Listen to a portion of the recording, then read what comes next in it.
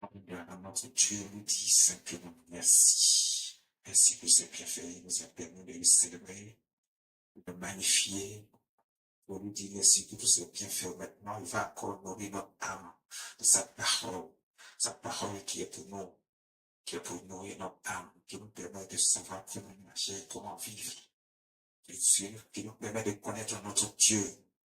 Il est important de connaître notre Dieu, de connaître sa volonté pour nous. On ne peut pas vivre sans savoir ce qu'on fait. Notre Père qui est là-haut dans les cieux, notre Seigneur Jésus-Christ qui nous guide, qui nous assiste et nous apporte sa parole pour que nous sachions. Et que nous puissions non seulement le connaître véritablement, mais sachions comment aussi nous marchions. Ce matin, le Saint-Esprit nous appelle à connaître un certain nombre de choses concernant notre Dieu. Nous sommes là, nous vivons, nous faisons toutes sortes de choses. Parfois, on pense qu'on est en train de faire des choses que Dieu ne sait pas ce qu'on fait. Et que Dieu, il est là-bas, il dort, il nous a oubliés. Et on peut faire ce qu'on veut, on peut marcher comme on entend, on peut faire tout ce qui nous passe par la tête, pardon. Mais ce que vous ne savez pas, c'est que toutes nos actions, nos pensées, tout ce que nous faisons, même ce qui est dans notre cœur, qui n'est pas encore sorti, même avant que nous passions une chose, Dieu le sait déjà. Il le sait déjà. Donc, on ne peut pas faire quelque chose de plus penser qu'on est en train de se cacher devant la face de notre Dieu. Et c'est pour ça que quand on pose certaines actions, souvent, on est confronté à certaines situations. On ne sait pas ce qu'on est confronté à ces situations. On pense tellement avoir bien fait. Mais au moment où on se rend compte, la chose ne peut pas se faire. On est dans une situation où tout est compromis. Il y a des soucis partout. On ne sait pas comment faire. On essaie d'interpeller Dieu. Dieu ne répond pas. Mais pourquoi Dieu ne répond pas? Parce que quelque part, Dieu t'a vu faire quelque chose. Dieu t'a vu faire quelque chose. Ou alors Dieu t'a vu dans ton cœur une pensée mauvaise qui ne glorifie pas son nom. Ce qui fait, si tu, par exemple, tu es rancunier, tu as gardé rancune contre quelqu'un, contre ton prochain, par exemple. Et puis tu ne cherches pas à régler le problème, tu viens t'agenouiller pour demander une chose à Dieu. Parce que pour toi, c'est Dieu qui est important. J'ai entendu souvent certaines personnes dire que pour eux, c'est Dieu qui compte. C'est Dieu qui est leur père, c'est Dieu qui est leur mari, c'est Dieu qui est leur femme. Donc, en fait, Dieu n'est pas ton père. Dieu n'est pas ta femme. Dieu n'est pas ton chéri. Dieu est Dieu et il est le père de chacun d'entre nous. Dieu, il est le père de chacun d'entre nous. Donc, quand un père dit, faites ceci, les enfants doivent obéir, doivent exécuter. Donc, il ne faut pas croire que c'est toi celui-là qui est enfant de Dieu. Si tu veux être enfant de Dieu, il faut faire exactement ce que ton père te demande de faire. Ton père, Dieu, Jésus-Christ, qui te dit de faire, fais-le. Ne dis pas, nous tous on est Dieu. Ne dis pas, nous tous on est enfant de Dieu. Tu es enfant de Dieu, tu dois pouvoir faire ce que Dieu te demande. Mais tu ne fais pas ce que tu veux, puis tu dis que tu es enfant de Dieu, puis tu viens t'arrêter pour réclamer des choses. Non. C'est pas comme ça que ça se passe. Ton père te donne des instructions, ton père te dit des choses, ton père te montre la voie à ce ton père te montre comment est-ce que tu dois marcher. Tu ne le fais pas, tu ne l'obéis pas. Tu ne suis pas les instructions que Dieu donne. Tu ne peux pas s'appliquer. Mais tu veux que Dieu fasse des choses pour toi. Mais tu peux faire des choses pour toi. Et quel mari va le faire? Puisque toi, tu n'obéis même pas. Un enfant irrespectueux. Désobéissant. Comment Dieu fait quelque chose pour toi si toi, tu n'arrives même pas à obéir à ton père? Dieu est notre père. Il sait tout ce que nous faisons. Donc, si tu as posé des actions, si dans ton cœur, il y a de mauvaises choses qui sortent de ton cœur et que tu es en train de te cacher pour faire un certain nombre de choses qui ne glorifient pas le nom de Dieu, on te dit que il y a des situations qui vont t'arriver, non seulement ça. Mais quand ces situations vont t'arriver, parce que si Dieu n'est pas content de toi, il peut même frapper de sa propre main pour envoyer tes ennemis vers toi, pour faire ce qu'il a envie de faire de toi. Et quand tu seras dans une situation, tu vas crier à Dieu, Dieu ne t'écoute pas. Pas parce que Dieu n'écoute pas les gens. Non, Dieu écoute. Il est le Dieu de bonté et de miséricorde. C'est lui qui a envoyé son Fils unique. Il est mort sur la croix. Son sang a coulé. Et ce sang a été fait pour nous. Le Seigneur Jésus a fait une alliance de sang pour nous. C'est parce qu'il nous aime. Il a fait ce sacrifice. Il n'était pas obligé, mais il a fait pour nous. Et ce sang parle en notre faveur, à condition que nous acceptons Dieu et que nous marchions réellement selon les voies de Dieu. Mais pas que nous faisions ce que nous voulons. Ce matin, nous allons voir quelque chose d'important. Le thème du jour que le Saint-Esprit veut nous enseigner, c'est rien n'est caché. Rien ne reste caché. Rien, absolument rien ne reste caché. Voici le thème que le Saint-Esprit nous apporte ce matin. Dieu sait tout, il voit tout. Donc rien ne reste caché. Voici le thème du jour. Jérémie chapitre 16, verset 17, nous allons aller rapidement dans la Bible. Jérémie chapitre 16, à partir du verset 17. On prend le livre de Jérémie chapitre 16, à partir du verset 17. La lecture.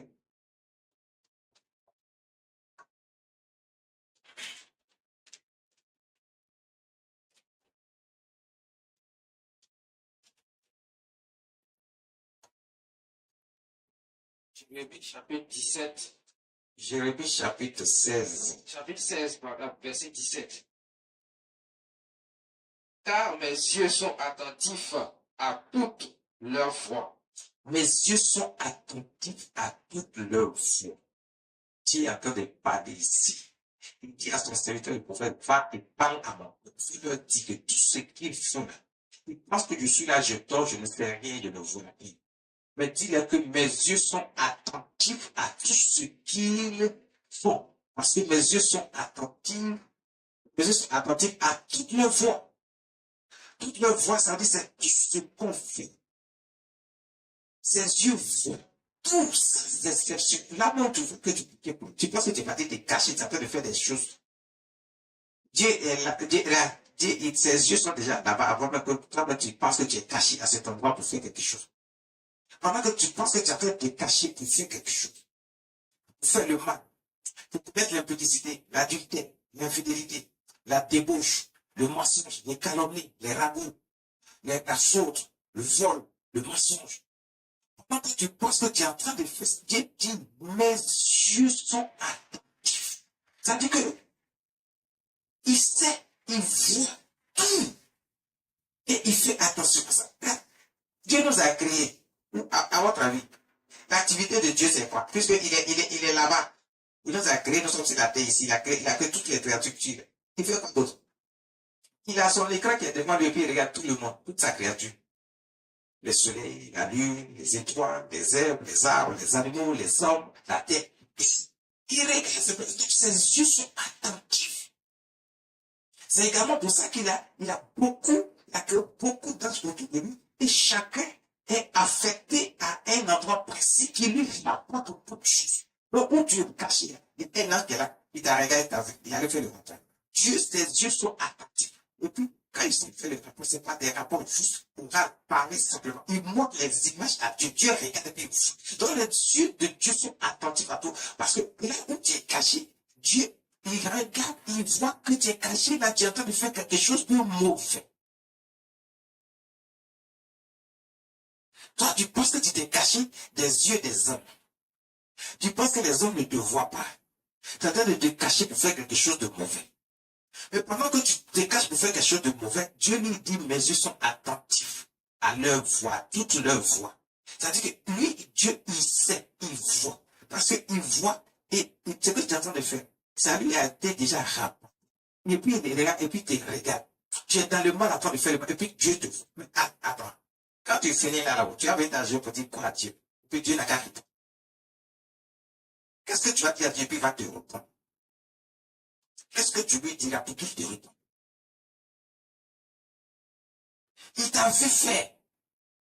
Tu n'es même pas capable de te repentir, de regretter ce que tu as fait, de ne plus jamais recommencer. Mais tu viens et puis tu fais comme s'il n'y a rien, parce que tu te dis que les hommes ne t'ont pas vu. Et comme les hommes ne t'ont pas vu, tu peux te permettre de venir comme ça, et puis tu t'arrêtes, et puis tu fais comme s'il n'y a rien, et puis tu passes à autre chose. Et puis quand il s'agit de demander des choses à Dieu, que tu te retrouves coincé quelque part dans une situation. Tu viens t'adresser à Dieu, si même reconnaître que tu as fait quelque chose que Dieu t'a su, t'a vu. Parce qu'il est là, ses yeux sont attentifs à toutes nos voix. Donc, il nous voit. Il nous voit, nous tous, sans exception. Tout ce qu'on fait. Même ces serviteurs que nous sommes, qu'il a envoyés, il voit chacun d'entre nous. Il a les yeux sur chacun d'entre nous. Sur nos faits, nos gestes, tout. Et qu'est-ce qu'il dit? Elles ne sont point cachées devant ma face. Dieu dit, nos voix ne sont point cachées devant sa face. Tout ce que nous faisons là, rien n'est caché devant sa face. Il sait tout parce qu'il voit tout. Ses yeux sont attentifs. Il n'enlève pas ses yeux sur nous. Il nous regarde à tout instant. Lui, il dort pas.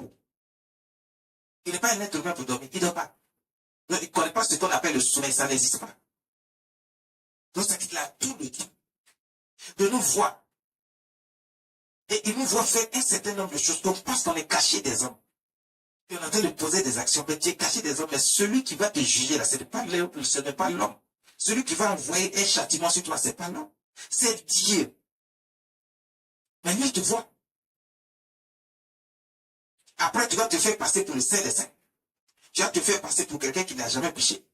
Tu vas te faire passer pour quelqu'un qui, lui, il est juste. Et puis, tu commences à accuser les autres. Généralement, les gens qui aiment accuser les autres parce qu'ils ont péché ou qu'ils ont fait une faute. Eux, ils sont remplis de péché. C'est eux qui sont remplis de péché. Il faut faire très attention.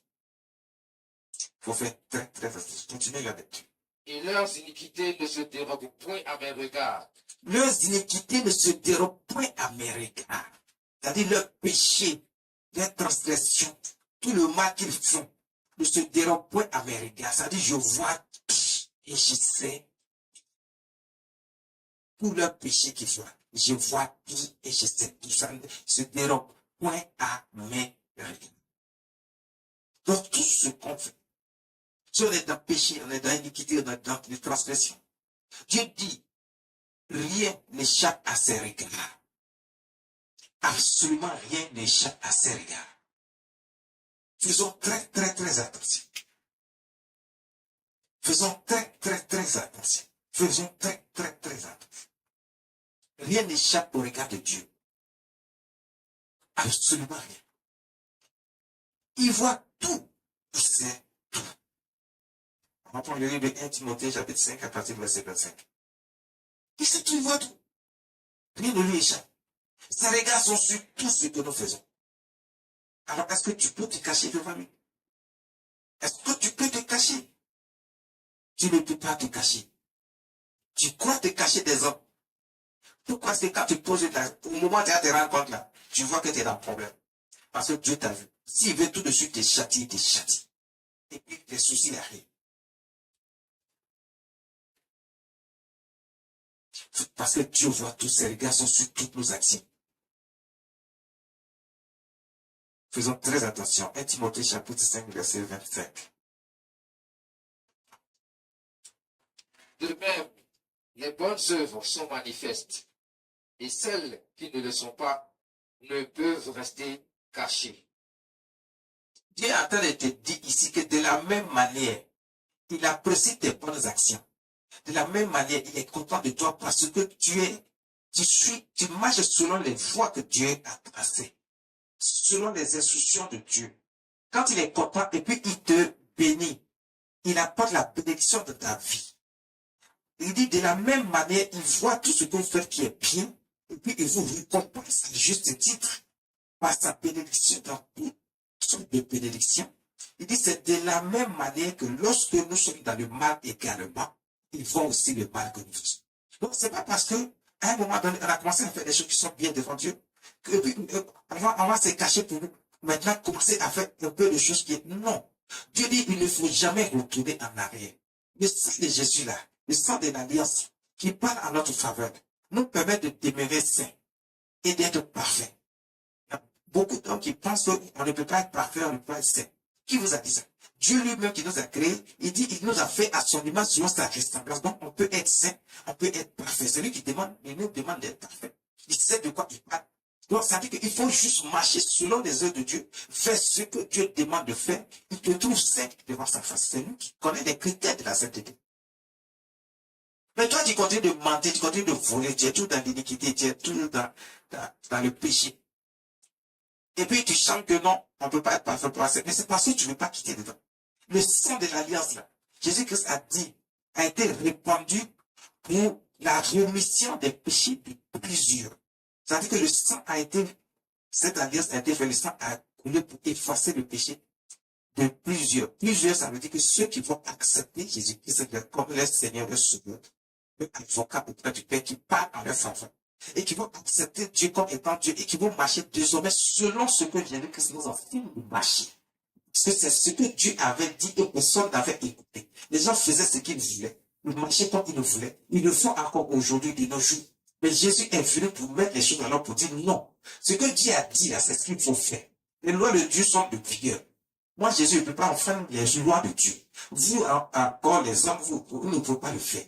Je suis venu faire cette alliance pour vous rapprocher encore davantage de Dieu, pour que vous sachiez que Dieu est votre Père. Et quand un père dit de faire quelque chose, il faut suivre, écouter, il faut obéir.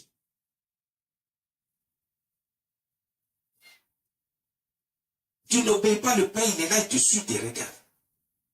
Il y a des enfants, lorsque le père est en train de faire un testament, il les a enlevés dans son testament, ils sont fâchés. Mais c'est à cause de ton attitude, à cause de ton comportement, à cause de ce que tu fais, que le père n'aime pas, qui fait qu'il peut te mettre dans son testament. Il ne peut rien te donner.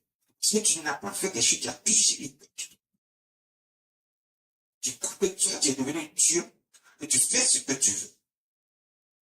Tu ne peux pas te renouveler le sou de vie. Le sou de vie que tu emploies, toi, tu ne peux pas renouveler. Mais tu fais les choses comme si toi-même tu es capable de vivre sans Dieu. Tu ne peux pas vivre sans Dieu, tu ne peux pas vivre sans Jésus. Tu ne peux pas renouveler le sou de vie en toi. Donc tu ne peux pas faire ce que tu veux. Tu as oublié de faire ce que Dieu te demande de faire. Tu marches même le diable a été condamné pour aller dans le feu. Parce qu'il est une créature de Dieu. Mais tu suis le diable, tu fais ce que tu veux. Le diable ment, c'est un menteur. Et beaucoup de gens le suivent, ils font ce qu'ils veulent. Mais tu fais ce que tu veux, mais si tout de suite Dieu veut enlever le sou de vie qu'il a mis en toi, tu n'es rien, tu meurs, tu t'en vas dans le feu de l'enfer.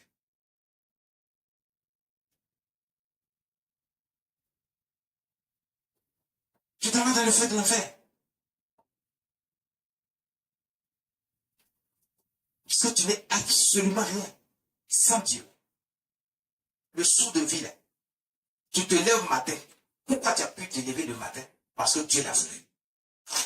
Ce qui veut dire que si Dieu ne le veut pas, tu ne pourras pas te lever. Tu es là, tu respires parce que Dieu le veut. Si Dieu ne le veut pas, tu ne pourras pas respirer. Mais d'où vient le fait que tu fais les choses comme tu veux, tu parles même mal de Dieu, tu ne respectes même pas Dieu. Quand tu parles de Dieu, ce n'est pas ton problème. Tu es là, tu dis n'importe quoi. Est-ce que tu peux te donner le saut de vie?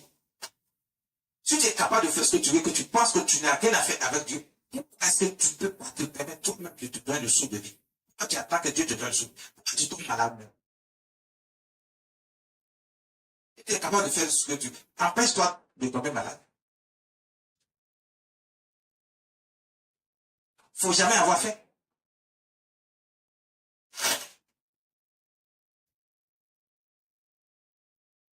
Tu n'es pas capable. Parce que tu n'es pas Dieu. Dieu est notre Père. Et on doit marcher selon ses voies. Tout ce que nous faisons, ses regards sont dessus, il voit. Rien ne lui est caché.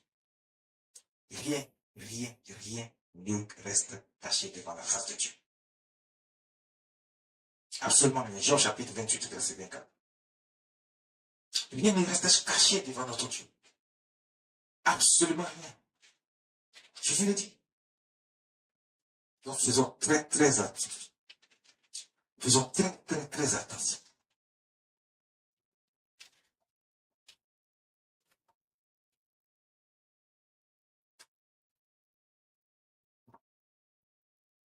Faisons la lecture, Job chapitre 28, pour partir du verset 24.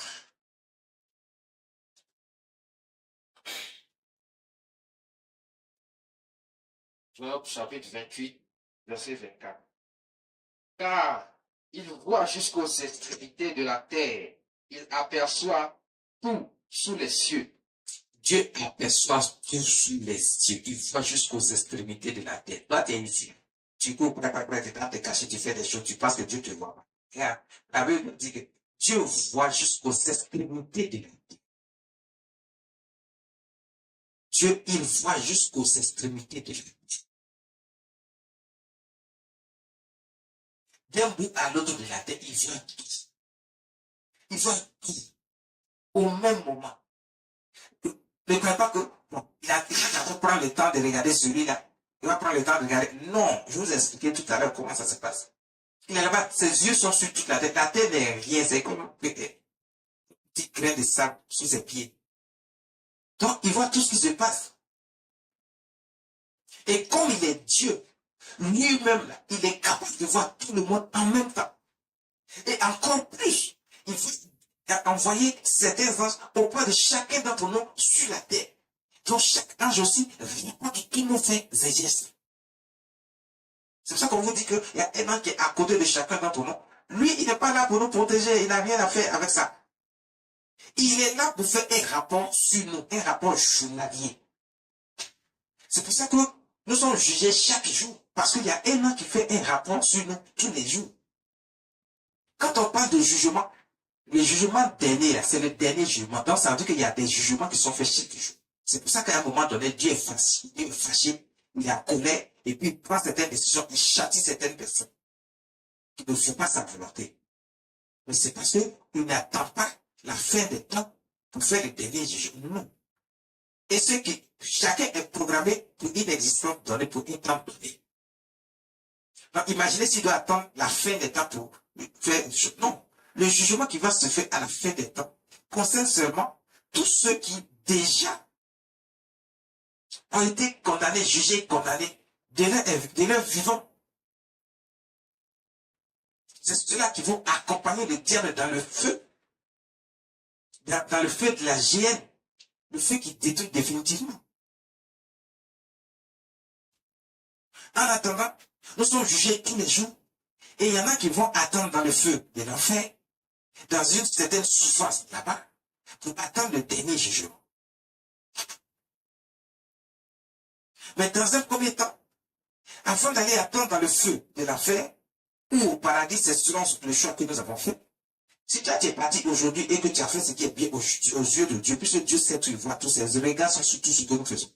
Tu peux aller attendre au paradis, le dernier jugement. Mais si tu as mal fait, tu iras attendre dans le feu de l'enfer, dans une souffrance terrible que tu ne peux pas imaginer. Mais cette souffrance va commencer d'abord sur la terre. Dieu va te donner un aperçu. Ici, dans toutes sortes de tribulations qui vont venir dans ta vie.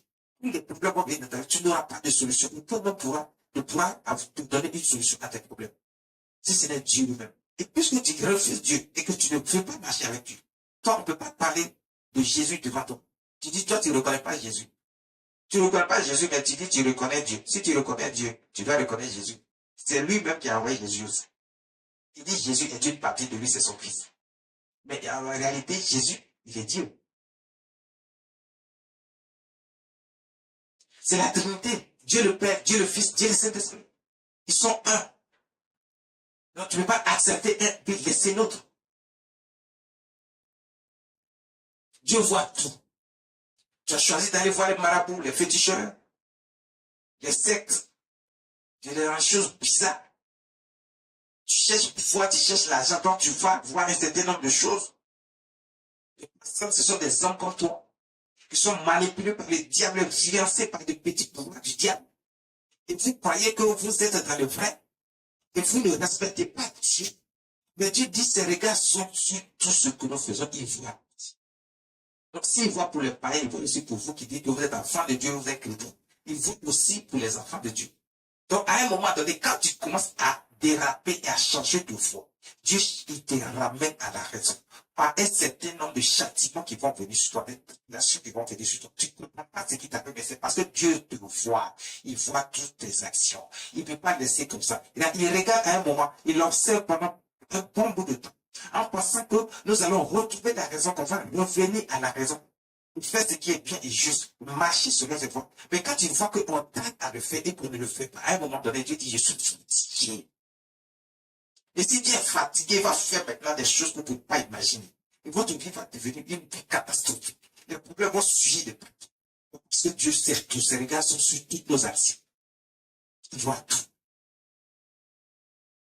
Tu as décidé de vivre sans Dieu? Est-ce qu'on peut vivre sans Dieu? Puisque c'est lui qui nous permet de vivre. On ne peut pas vivre sans Dieu puisque c'est Dieu qui nous permet de vivre. Sans Dieu, personne ne peut vivre.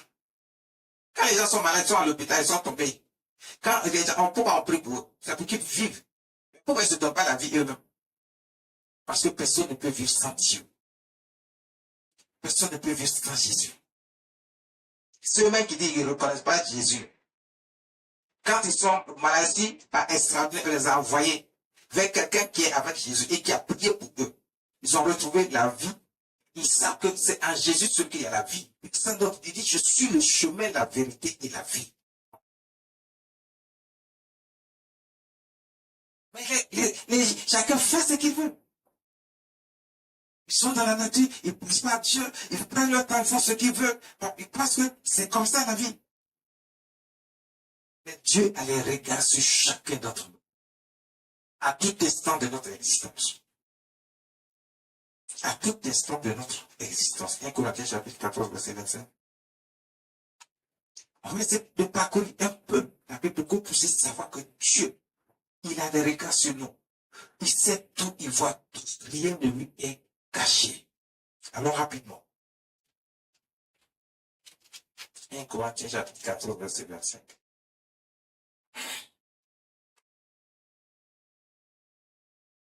Corinthiens chapitre 14, verset 25. Les secrets de son cœur sont dévoilés, de telle sorte que, tombant sur sa face, il adorera Dieu et publiera que Dieu est réellement au milieu de vous. Quand les secrets sont dévoilés, là, toi, tu ne sais pas comment ça a été dévoilé. Mais c'est parce que Dieu sait tout, il voit tout. Rien ne lui est caché. Que tes secrets là seront dévoilés. Ne pense pas que ça restera caché indéfiniment et que tu vas mourir avec ça. Regarde, toi, tu es sorcier, tes secrets seront dévoilés. Toi, tu es sorcière, tes secrets seront dévoilés. Toi, tu es mystique, tu te caches pour aller chez les marabouts, chez les féticheurs, tes secrets seront dévoilés. Toi qui couches avec le mari des autres, tes péchés seront dévoilés. Toi qui couches avec les femmes des autres, tes péchés seront dévoilés. Toi qui mens beaucoup, tes péchés seront dévoilés. Toi qui voles, tes péchés seront dévoilés. Toi qui calomnies les gens, qui passent ton temps dans le quartier, toi tu es toujours en train de raconter des ragots et de calomnier les gens. Tes secrets seront dévoilés. Toi qui commets l'adultère, l'impudicité, l'iniquité, la débauche, tes secrets seront dévoilés. Toi qui es dans le mal, qui as la haine contre ton prochain, tu penses que c'est caché, tes secrets seront dévoilés. Mais dis, tout ce que nous faisons sera dévoilé. Rien ne restera caché. La vie, c'est long. Je n'ai cité que quelques éléments essentiels. Mais la vie, c'est long. Tout ce qui est mal est long. Mais quand on nous demande de faire ce qui est bien et juste et droit, on ne veut pas le faire. Mais tout sera dévoilé. La Bible dit tout sera dévoilé. La parole de Dieu dit tout sera dévoilé. C'est pour ça qu'à un moment donné, où tu as pensé que tu étais tellement caché que tu as fait un certain nombre de choses, au moins tu te rends compte, tout a déjà été dévoilé. Tout est dehors. On saura tout. Tu as été méchant toute ta vie. Tout sera dévoilé. Tu t'es fait passer pour la victime. C'est toi, tu penses que, alors que pendant que tu es en train de te faire passer pour la victime, tu fais le mal aux gens. Et dans l'ombre. Et tu crois que tu es caché pour faire le mal aux gens. Tu es dans la sorcellerie, tu n'es pas sorti, tu fais du mal, tu fais la méchanceté. Tu es dans les choses bizarres. Et puis tu penses que tu es caché. Tout sera dévoilé. Tout sera dévoilé. Dieu dit, tout sera dévoilé. C'est ce que la parole de Dieu nous dit. Tout sera dévoilé. C'est en ce moment-là que vous reconnaîtrez que Dieu est Dieu. Jésus est Jésus. Rien ne reste caché devant sa face. Absolument rien. Rien ne reste caché devant sa face. Et rien non plus ne reste impuni. Non seulement rien ne reste caché, mais rien ne reste impuni. Rien ne reste impuni. Non seulement tout sera dévoilé, mais il y aura un châtiment qui va avec tous nos actions. Rien ne reste impuni. Pendant qu'il est encore temps, revenons à de meilleurs sentiments, revenons à la raison. Cherchons Dieu, cherchons Jésus-Christ et marchons dans ses voies, faisons ce qui est juste dans sa face. Repentons-nous, reconnaissons que nous avons fait du mal. Et c'est à ce moment-là que Dieu va nous parler, il va nous pardonner. Son sang qui a coulé sur la croix va effacer nos iniquités. Nous allons devenir de nouvelles personnes. Quand tu es devenu une nouvelle personne, ça veut dire que tu as vaincu le péché à la croix comme Jésus a vaincu le péché à la croix. Donc tu ne peux plus te retourner dans le péché et continuer à faire ce qui est mauvais, mal. Donc à ce moment, Dieu te reconnaît comme étant un enfant de Dieu. Alors tu recevras toutes les grâces et les faveurs de Dieu. Mais si tel n'est pas le cas, il faut savoir que le châtiment viendra vers toi.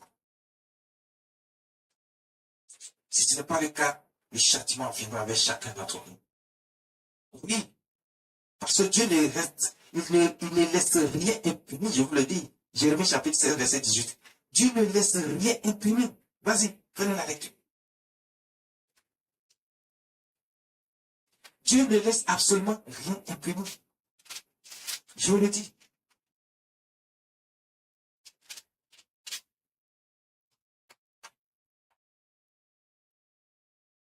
Jérémie chapitre 16, verset 18. Je leur donnerai d'abord le double salaire de leurs iniquités. Dieu dit, je donnerai le double salaire de leurs iniquités. Tu as péché là, Dieu dit, va te donner le double salaire de ça. Parce que le péché a un salaire. Le salaire là, c'est les rétributions, les problèmes, les chicots, le châtiment que Dieu va envoyer dans ta vie. Il faut envoyer ça doublement pour que tu saches qu'il est Dieu. Dit, je vais envoyer le double salaire de leurs iniquités. Non, pas les salaires parce que c'est juste pour venir te donner l'argent. Non. C'est pas pour te donner de l'argent, c'est pour te corriger. Envoyer des châtiments dans ta vie, des problèmes dans ta vie. Parce que tu as péché. Parce que nous avons péché, Dieu dit, va envoyer des châtiments, le double salaire des châtiments de le double salaire de nos iniquités. Et de nos péchés. Parce qu'ils ont profané mon pays, parce qu'ils ont rempli mon héritage des cadavres de leurs idoles et de leurs abominations. Vous savez, si on n'accepte pas Dieu, parce que les gens s'en vont, ils courent après les sorciers, ils courent après, il y a des sorciers, il y a des féticheurs, il y a des marabouts, il y a des marchands, et puis les gens, ils acceptent ça, ils marchent selon ça. Alors que nous avons été faits selon la ressemblance de Dieu. Il nous a fait assainir selon sa ressemblance. Donc, on ne peut pas adorer des choses qui ont été faites des mains d'homme. Aujourd'hui, il y a des gens qui acceptent qu'une femme parte avec une femme, un homme parte avec un homme, et il y a des gens qui sont dans certaines régions de la terre et qui veulent imposer ça à d'autres régions et qui disent que non, c'est une affaire des droits de l'homme. Quels droits de l'homme? Et les droits de Dieu? Dieu dit ça ne se fait pas, c'est une appropriation. Vous dites que vous êtes, c'est une affaire de droit de l'homme. Quel droit de l'homme? Dieu a créé l'homme et la femme. Il a dit que c'est l'homme qui va avec la femme. Il n'a pas dit que l'homme doit partir avec un homme, ni une femme doit partir avec une femme. C'est tout ce qu'il a dit. Donc Dieu dit, vous avez envoyé toutes sortes d'abominations, vos péchés, ont rempli vos mains. Vous passez votre temps à faire des choses qui ne glorifient pas le nom de Dieu. Et à cause de cela, il envoie sur nous le double salaire de nos iniquités et de nos péchés. L'homme réfléchit selon ce que le diable lui a mis dans l'esprit de réfléchir. Alors que nous sommes faits à l'image de Dieu selon sa ressemblance, on doit réfléchir comme Dieu réfléchit. On doit faire des choses comme Dieu fait, avec intelligence, avec sagesse, mais pas dans des choses de toutes sortes d'abominations que le diable sème partout. Non. On ne doit pas marcher selon les eaux du diable. On doit marcher selon les Saint-Esprit, selon les voies de Dieu. Fais ce qui est agréable aux yeux de Dieu. Jérémie chapitre 17, verset 4. Selon les voies de Dieu. Jérémie chapitre 17, verset 4. Tu perdras par ta faute l'héritage que je t'avais donné. Je t'asservirai à ton ennemi dans un pays que tu ne connais pas. Donc, quand on fait ce qui n'est point aux yeux de Dieu, ce que Dieu avait déjà promis pour nous là, parce qu'il y a des gens qui pensent que, parce qu'il y a une prophétie qui a été donnée, donc ils vont aller jusqu'au bout de la prophétie, même s'ils sont dans le mal, quand c'est Dieu qui a dit là, la prophétie va aller jusqu'au bout. Non, c'est pas comme ça. Dieu dit à un moment donné, ce qui était promis là, je peux enlever ça dans ta main. Bon. Ce que j'étais promis là, je peux annuler ça. Et pendant que j'annule ça, je ne fais pas que annuler la promesse sur ta vie, mais j'envoie aussi tes ennemis te mettre une de ces corrections que tu ne peux pas imaginer.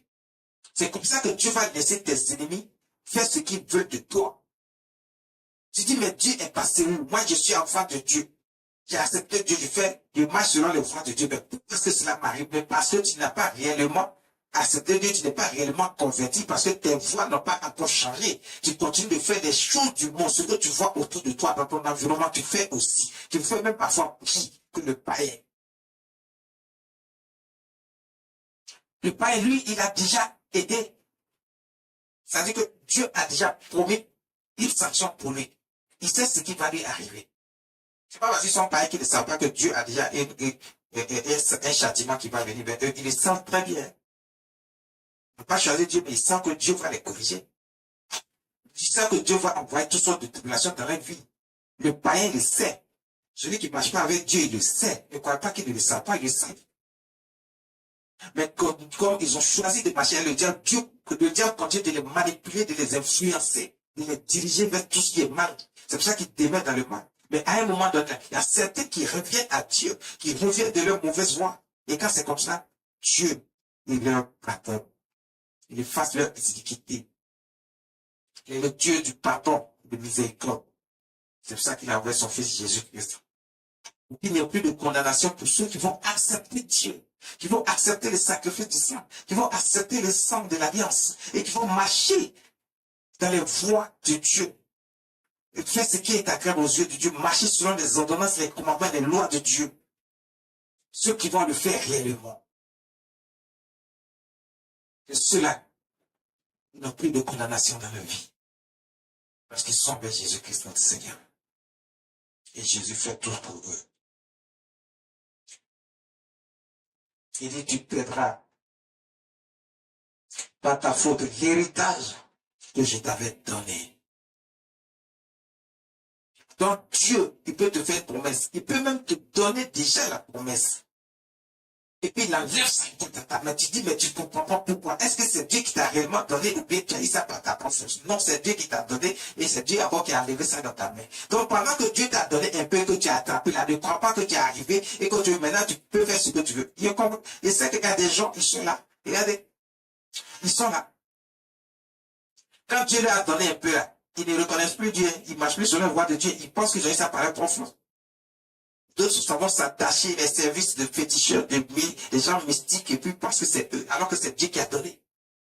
Et puis ils sautent dans ça. Dieu dit, j'enlève ça encore dans ta main. Ce que je t'ai donné à l'héritage que je t'ai donné, j'enlève ça.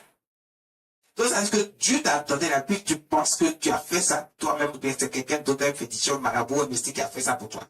Regarde, tu es mal paré, parce que Dieu va enlever tout ça dans ta main, parce que c'est pas eux qui t'ont donné, ils n'ont rien. Le diable n'a rien, le diable ne possède rien, il n'a rien créé non plus. Tout appartient à Dieu. Si tu l'as reçu, c'est parce que Dieu te l'a donné. Tu ne peux pas prendre ça pour faire ce que tu veux. Tu ne peux pas prendre ça pour vivre une vie de débauche.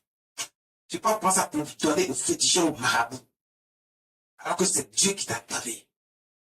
Tu peux envoyer faire des œuvres, des offrandes à l'église, aux hommes de Dieu.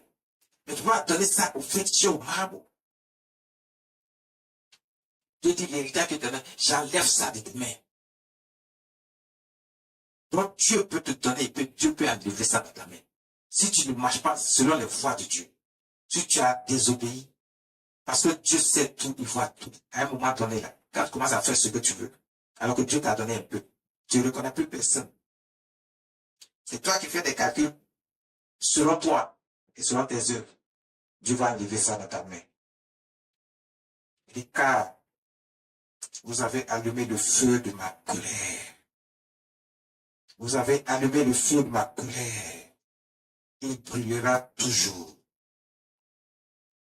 Vous avez allumé le feu de ma colère. Il ne faut pas allumer le feu de la colère de Dieu. Parce que ce feu brûlera toujours. Brûlera, pardon. Il faut éviter d'allumer le feu de la colère de Dieu. Il faut éviter d'allumer le feu de la colère de Dieu. C'est pas bon pour nous tous. Il faut éviter d'allumer le feu de la colère de Dieu. Le verset 5 dit quoi? Ainsi parle l'Éternel.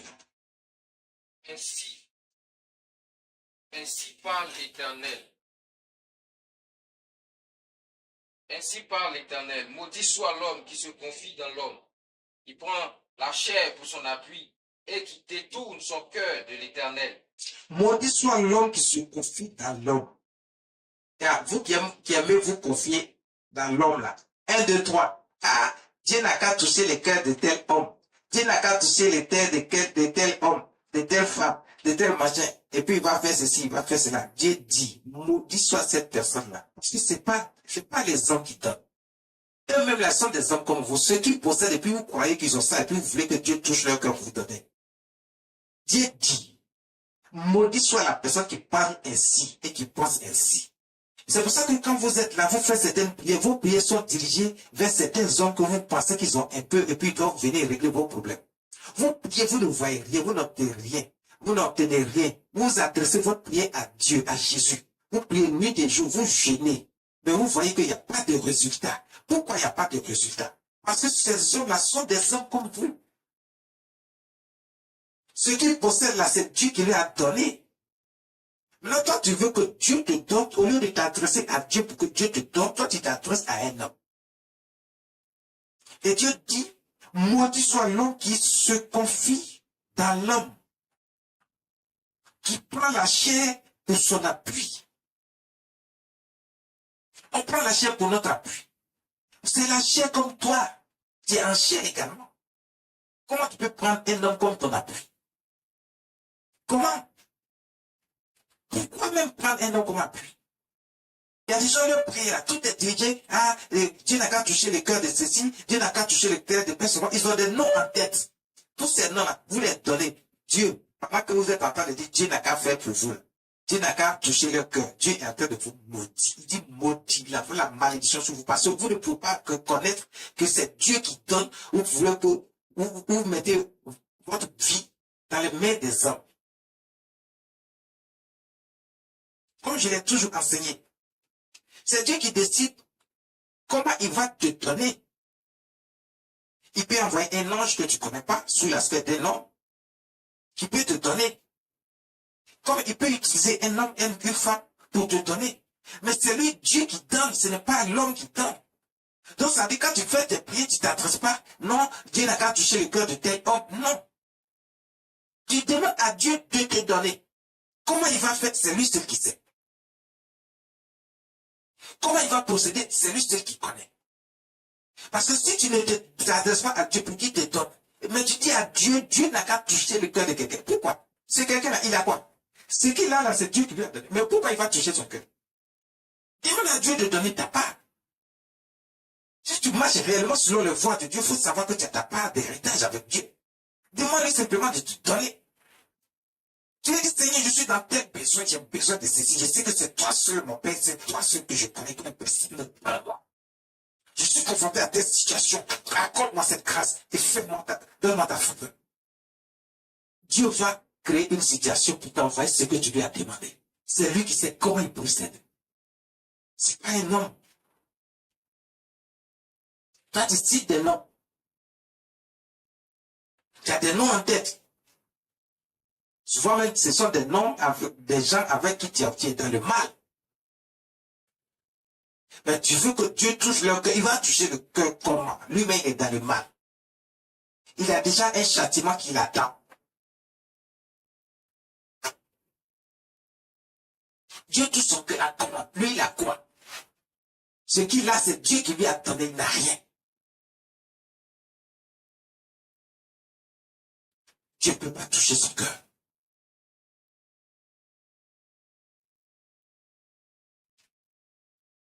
Si Dieu veut passer par un homme, écoutez, Dieu va ordonner à cet homme que lui-même, il a choisi de t'apporter telle ou telle chose. C'est lui qui choisit et il l'ordonne. Dieu ne touche pas le cœur de quelqu'un.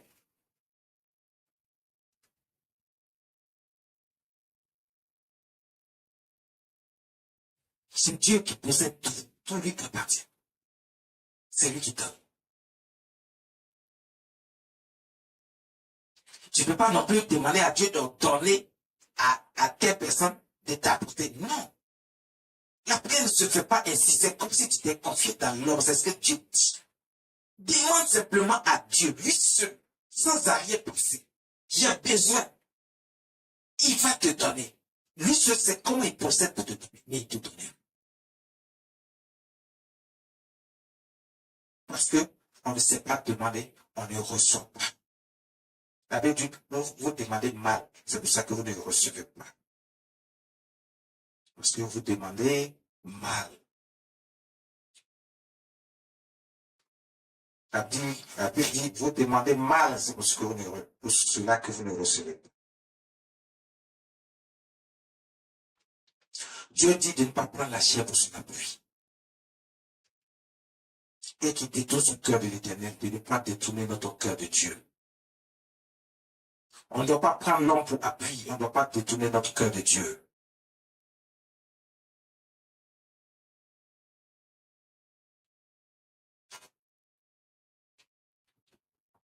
Évitons de prendre l'homme pour appui. Et ne détournons pas notre cœur de Dieu. Ne détournons pas notre cœur de Dieu. Mais faisons ce qui est juste et bon. Choisissons Dieu. Et mettons Dieu au centre de toutes nos actions et de tout ce que nous faisons. Le verset se dit, il est comme un misérable dans le désert. Celui qui se confie dans l'homme est comme un misérable dans le désert. Celui qui a levé son cœur sur Dieu et qui ne prend pas plaisir à Dieu et qui a détourné son cœur de l'Éternel Dieu, le notre Seigneur Jésus-Christ. La Bible dit, il est comme un misérable dans le désert. Dans le désert, là, il y a quoi là-bas? Si tu es arrivé à un endroit quelconque du désert, pendant que tu es dans le désert, mais il n'y a pas de l'eau, il n'y a pas de nourriture, il n'y a rien. Et puis si tu as fait des provisions pour traverser, par exemple, le désert, à un moment donné, si ton eau là est finie, s'il fait excessivement chaud, tu vas boire beaucoup, et ce que tu as cru avoir fait comme réserve d'eau est déjà fini. Tu n'as pas encore fini de traverser, la nourriture aussi est finie. Parce que quand il fait très chaud et que tu as très soif, tu as également très faim. Donc tu vas manger et tout ce que tu as proposé pour traverser le désert est fini. Et quand tout est fini là, tu ne peux pas faire marche arrière. Parce que c'est la distance que tu as fait est déjà longue. La distance qui te reste encore à faire est longue. Donc tu te trouves dans une situation où tu n'as plus rien. Tu es confronté à toi-même, sans eau, sans nourriture, rien. Rien la souffrance que tu vas vivre. La Bible dit, la parole de Dieu dit, Dieu attend de dire ici, que celui qui détourne son cœur de Dieu et qui met son cœur dans l'homme, c'est celui-là, il est misérable, comme quelqu'un qui se retrouve dans le désert. Parce que la souffrance qui va venir sur toi, tu ne pourras pas imaginer et Dieu ne sera pas là pour t'aider. C'est ce que Dieu est en train de dire ici. Il est comme un misérable dans le désert. Il ne voit point arriver le bonheur. Il ne voit point arriver le bonheur. Il habite les lieux brûlés du désert. Il habite les lieux brûlés du désert. Celui qui se confie dans l'homme, c'est comme ça sa vie est. Il devient un misérable comme quelqu'un qui est dans le désert, qui habite les lieux brûlés du désert. Il ne connaît point le bonheur, mais il connaît la souffrance, parce qu'il a mis sa vie dans l'homme. Il a mis sa confiance, il s'est confié dans l'homme. C'est à l'homme qui se confie pas en Dieu. Il ne se confie pas en Dieu. Il a détourné son cœur de Dieu, de l'Éternel, du Tout-Puissant, de notre Seigneur Jésus-Christ. Il habite les lieux brûlés du désert, une terre salée, sans habitants. Le verset 7 dit, béni soit l'homme qui se confie dans l'Éternel. Toi qui te confies dans l'Éternel, Dieu dit, béni soit Dieu. Parce que tu recevras toutes les grâces et les faveurs de Dieu dans ta vie. Béni soit l'homme qui se confie dans l'Éternel, mais qui ne se confie pas dans l'homme. Qui n'a pas détourné son cœur de Dieu, mais qui a gardé son cœur pour Dieu, qui fait confiance à Dieu. Qui a mis Dieu au centre de sa vie, qui marche selon les voies de Dieu. Il dit, béni soit l'homme qui se confie dans l'Éternel, et dont l'Éternel est l'espérance. Et dont l'Éternel est l'espérance. C'est Dieu qui est ton espérance. Personne d'autre ne peut être ton espérance. Tu ne peux pas espérer dans quelqu'un d'autre, dans un homme comme toi, ni dans aucune entité quelconque. Mais tu dois espérer en Dieu, ton Dieu, le Dieu créateur des cieux et de la terre. Tu dois espérer en Jésus-Christ, qui a fait le sacrifice du sang pour toi. Il a créé une alliance de sang. C'est pour t'enlever dans les problèmes, dans les difficultés, pour effacer tout péché de ta vie. Et désormais, tu trouves grâce aux yeux de Dieu parce qu'il fait de toi un enfant élu de Dieu, qui a maintenant un héritage. Qui a un héritage dont l'Éternel est l'espérance. Alors que tout ce que tu vas espérer que Dieu te donne, Dieu te le donnera parce que tu as confié tout à Dieu. Dieu sait tout, Dieu voit tout, rien ne reste caché. Faisons attention à nos actions, à tout ce que nous faisons. Le verset 8 dit, il est comme un arbre planté près des eaux et qui étend ses racines vers le courant d'eau. Il aperçoit la chaleur quand elle vient. Et son feuillage vert, et son feuillage reste vert. Et son feuillage reste vert. Dans l'année de la sécheresse, il n'a point de crainte. Il ne cesse de porter du fruit. Dans l'année de la sécheresse, il n'a point de crainte. Il ne cesse de porter du fruit. Voici quelqu'un qui se confie à l'Éternel. Dieu dit, il est comme un arbre planté près d'un courant d'eau. Quand un arbre est planté près d'un courant d'eau, c'est l'eau qui nourrit l'arbre. Il va grandir. Il va devenir quand il va porter du fruit. Il donne du fruit à sa saison. Ça veut dire que Dieu te permet, toi qui as confié ta vie à Dieu et qui lui fait confiance, qui espère à Dieu, à lui seul et à personne d'autre, et qui marche selon les voies de Dieu, parce que Dieu a les regards fixés sur nos actions, et que Dieu est content de toi et qu'il t'a fait élu. Tu es devenu un élu, enfant de Dieu. Dieu te reconnaît maintenant, Jésus te reconnaît. Parce que Jésus dit, ceux que je reconnais, c'est ceux qui font la volonté de mon Père. Si tu veux que Dieu te reconnaisse, Jésus-Christ te reconnaisse, tu dois faire la volonté de Dieu. Marcher dans ses voies, faire ce qui est juste et agréable. Alors Dieu dit, tu porteras du fruit. Il te bénira de toutes sortes de bénédictions. Il apportera dans ta vie toutes sortes de faveurs, de grâces et de bénédictions.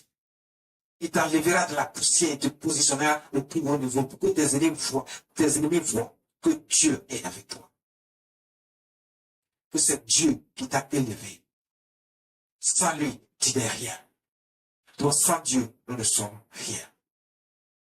Ce matin, voici ce que Dieu veut nous apporter. Gardons-nous de faire ce qui est mal aux yeux de Dieu. Gardons-nous de faire ce qui ne glorifie point le nom de Dieu. Gardons-nous de rejeter Dieu et de faire ce que bon nous semble. Nous marchons sur la voie de Dieu. Mettons Dieu au premier plan de notre vie. Faisons tout ce qui est juste et agréable aux yeux de Dieu. Alors nous recevons la juste récompense que Dieu donne à ceux qui ont accepté d'être avec lui. Parce que Dieu voit tout, il sait tout, rien n'est caché des conséquences.